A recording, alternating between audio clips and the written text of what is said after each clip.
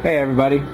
So I thought I finished this a long while ago, and then I got a hold of the high-res photos and saw that I still got a lot more ways to go.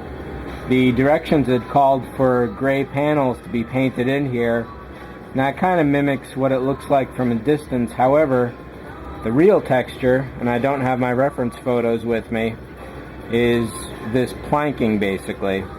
So this is a little too thick for what I really need it for, possibly twice too thick. However, the detail is pretty precise. So what I need to do is measure out this height, and then I'll be cutting a little section for each of both sides of every single one of these veins. And we got 2, 4, 6, 8, 10, 12, 14, 16 of them, so that's 32 pieces at the very least. And I was debating using a X-Acto and a metal ruler. However, to get things done really fast and hopefully really smooth lines, I'm going to go with my new Dremel buzzsaw attachment and hopefully zip through these really quick. Another modification I have to do is to drill some mounting points for these, and I'm probably going to do it right on this little circle here, so I can cover that up with a little piece of styrene later on. Overall, it's been several months since I thought I finished this, and things seem to be holding up pretty well. The brass tube up here in the front was definitely a really good idea. I don't think that this would have stayed as stable as it has been. Looks like I got to glue that a little bit. One of the interesting things is that this fan has kind of warped just a bit all over the place. You know, even if that was built out of styrene, I don't know that it would be doing too much better. There's I can pull the piece off, but I don't know that if I heated it I could get that ever flat again. And I definitely don't want to risk bending it. Yeah, it's definitely severely warped all along, kind of like an old LP left in the sun. So, slicing these off, re-gluing them on won't do it. There's basically no way I could make that out of styrene, though, that's for certain. It's just something I pretty much have to live with, I guess, on this design. And I'll probably just leave that loose as well.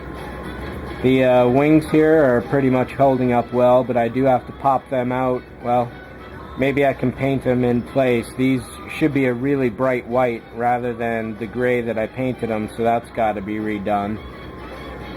Yeah, they might have a little sag towards the end, but that's not too much of a surprise.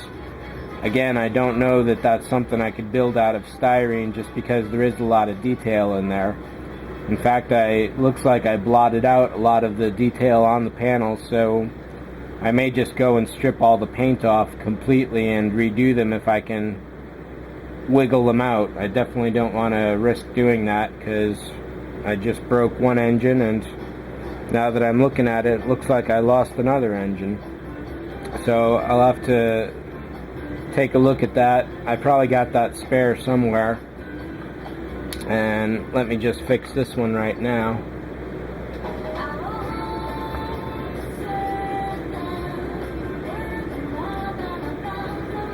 So that's pretty much it for this guy. It's mainly that paneling that I want to throw down all over the place and repainting the part. So there's not too much to do for this one otherwise. I definitely don't want to risk the paint job at all by doing too much work. So we'll see how it goes. So that's pretty much it for this one. I may lighten all that up. If I can pop this whole assembly off and dunk that into some paint stripper, that'll be the way to go. I don't know if I could replace these with brass, but that's not a bad idea either, because those are definitely sagging as well. And if I can pop this off entirely, I won't have to worry about ruining the paint job on the rest of it. And what I'll probably do is once I get all these panels sized, I'll paint these first and then glue them into place. So that's it for this one. Still a little ways to go, but It's definitely sitting in the 90% finished range, and we'll see how it goes. So I'll catch up with you later. See ya.